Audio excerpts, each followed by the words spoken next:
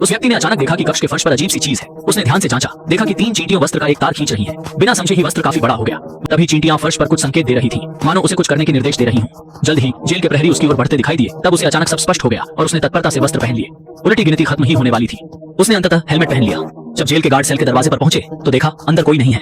वह हैरान होकर करीब जाकर देखता है, बिना यह समझे कि आदमी पहले से ही चींटी के आकार का होकर उसकी टांगों में भाग रहा था। तभी वह फिसलकर सीधा दरवाजे की दरार से बाहर निकल गया। लेकिन जब वह कदम बढ़ाने की सोच रहा था, सामने अचानक चींटियों की सेना आ गई। यह देखकर वह इतना डर गया कि उसके डायपर गीले हो गए। सौभाग्य से ये चींटियां उस शरीर को नहीं नुकसान पहुंचाती जिसमें सुरक्षा होती है।